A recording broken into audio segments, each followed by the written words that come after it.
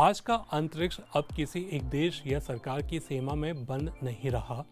पहले जब हम स्पेस की बात करते थे तो दिमाग में सिर्फ सरकारी एजेंसियों की तस्वीर आती थी, बड़े बड़े रॉकेट, भारी भरकम बजट और लंबी तैयारी। लेकिन अब कहानी बदल चुकी है। अब प्राइवेट कंपनियां भी इस मैदान में उतर आई हैं और तेजी से आगे बढ़ रही हैं। सच कहें तो अंतरिक्ष अब एक नया ग्लोबल मार्केट बन चुका है। इसी बदलती तस्वीर में एक नाम तेजी से उभरा है, छांगक्वांग सैटेलाइट टेक्नोलॉजी। ये चाइनीज कंपनी पहले एक रिसर्च संस्थान का हिस्सा थी, लेकिन समय के साथ इसने खुद को एक बड़ी कमर्शियल स्पेस कंपनी में बदल लिया। साल 2015 में इसने अपनी चिलिन-1 सैटेलाइट सिस्टम की शुरुआत की। उस समय ये सिर्फ एक एक्सपेरिमेंट जैसा था, लेकिन आज यही सिस्टम दुनिया के स्पेस बिजनेस में एक मजबूत और भरोसेमंद खिलाड़ी बन चुका है। आज की स्पेस रेस पहले जैसी नहीं है। पहले देश ये दिखाने की कोशिश करते थे कि कौन ज़्यादा दूर या ज़्यादा ऊंचाई तक पहुंच सकता है, लेकिन अब असली दौड़ बदल गई है। अब सवाल ये है कि कौन कहां सैटेलाइट लगाएगा और कितनी जल्दी लगाएगा। दरअसल अंतरिक्ष में सैटेलाइट्स दो मुख्य कक्षाओं में रखे जाते हैं, हाई ऑर्बिट और लो ऑर्बिट। हाई ऑर्बिट में सैटेलाइट्स बहुत दूर होते हैं और एक ही जगह को लगातार देखते रहते हैं। वहीं लो ऑर्बिट में सैटेलाइट्स पृथ्वी के काफ़ी पास होते हैं, जिससे वे ज़्यादा साफ और बारीक तस्वीरें ले पाते हैं।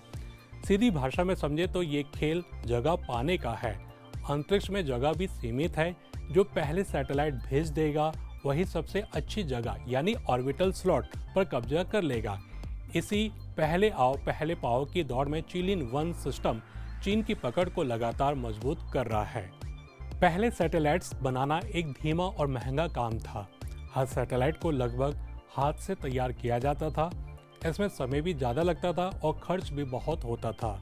लेकिन छांगक्वांग सैटेलाइट टेक्नोलॉजी ने इस सोच को बदल दिया। अब सैटेलाइट्स को फैक्ट्री में असेंबली लाइन पर बनाया जा रहा है, ठीक वैसे ही जैसे कारें बनती है। इससे काम तेज हुआ और लागत भी कम हुई। पहले एक सैटेलाइट का वजन 400 किलो से ज़्यादा होता था, लेकिन अब मैजिक क्यूब टेक्नोलॉजी की मदद से इसे घटाकर करीब 20 किलो कर दिया गया है। सोचिए इतना बड़ा बदलाव, लेकिन खास बात यह है कि वजन कम होने के बावजूद इसकी क्वालिटी पर कोई असर नहीं पड़ा।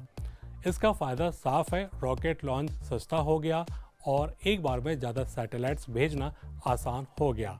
साल 2023 में एक ही मिशन में 41 सैटेलाइट्स भेजे गए। यह अपने आप में एक बड़ी उपलब्धि मानी जाती है। आज चिलिन-1 दुनिया का सबसे बड़ा commercial remote sensing satellite system बन चुका है। इसमें करीब 144 सैटेलाइट्स शामिल हैं, लेकिन इसकी सबसे बड़ी ताकत है इसकी रिविजिट रेट। रिविजिट रेट का मतलब है एक सैटेलाइट किसी जगह को कितनी बार देख सकता है। चिलिन-1 की खासियत यह है कि यह दुनिया के किसी भी हिस्से को दिन में 20 से 40 बार देख सकता है। पहले जहां एक तस्वीर लेने में कई घंटे या दिन लग जाते थे, अब वही काम बार बार और लगातार किया जा सकता है। इसका मतलब है कि आप किसी भी जगह की लगभग रियल टाइम निगरानी कर सकते हैं। ये सुविधा पहले सिर्फ बड़े देशों या एजेंसियों तक सीमित थी, लेकिन अब ये धीरे धीरे आम उपयोग में आ रही है। ये तकनीक सिर्फ साइंस की किताबों तक सीमित नहीं है, बल्कि असल जिंदगी में काम आ रही है। सबसे पहले बात करें एनर्जी प्रोजेक्ट्स की, जैसे पहाड़ों में लगे विंड टर्बाइन्स या बड़े बड़े सोलर फार्म। पहले इन्हें देखने और संभालने के लिए लोगों को दूर दूर जाना पड़ता था। अब सैटेलाइट्स के जरिए इन्हें आसानी से मॉनिटर किया जा सकता है। दूसरा बड़ा इस्तेमाल है डिजास्टर मैनेजमेंट में। भूकंप, बाढ़, तूफान जैसी आपदाओं के समय जल्दी और सही जानकारी बहुत ज़रूरी होती है। ऐसे समय में सैटेलाइट्स तुरंत हाई क्वालिटी तस्वीरें भेजते हैं। इससे रेस्क्यू टीम्स को सही जगह और सही समय पर मदद पहुंचाने में आसानी होती है। म्यांमार के भूकंप और ब्राज़ील के बाढ़ जैसे मामलों में इस तकनीक ने अहम भूमिका निभाई है। इसके अलावा खेती, शहरों की प्लानिंग, जंगलों की निगरानी में भी इसका इस्तेमाल बढ़ रहा है। अब छांगक्वांग सैटेलाइट टेक्नोलॉजी एक और बड़ा कदम उठाने की तैयारी में है। कंपनी रिमोट सेंसिंग को कम्युनिकेशन सैटेलाइट्स के साथ जोड़ना चाहती है। इसका सीधा मतलब यह है कि आने वाले समय में सैटेलाइट से मिलने वाला डेटा सीधे आपके स्मार्टफोन तक पहुंच सकता है। सोचिए अगर किसान अपने मोबाइल पर ही खेत की पूरी जानकारी देख सके या किसी आपदा के समय आम लोगों को तुरंत सही जानकारी मिल जाए तो कितना बड़ा बदलाव होगा। हालांकि ये काम इतना आसान नहीं है। मोबाइल फ़ोन की अपनी सीमाएं होती है, जैसे सिग्नल और फ्रीक्वेंसी की, लेकिन मैजिक क्यूब जैसी तकनीक इस दिशा में रास्ता बना रही है।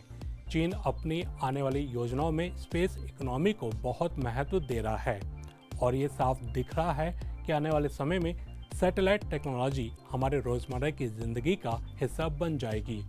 हमें समझना होगा कि अंतरिक्ष अब सिर्फ वैज्ञानिकों का खेल नहीं रहा, ये अब बिजनेस है, टेक्नोलॉजी है और आने वाले कल की ज़रूरत है। और जो देश या कंपनी इस दौड़ में आगे है वही भविष्य लिखेगा। तो ये था आज का खास कार्यक्रम न्यूज़ फोकस।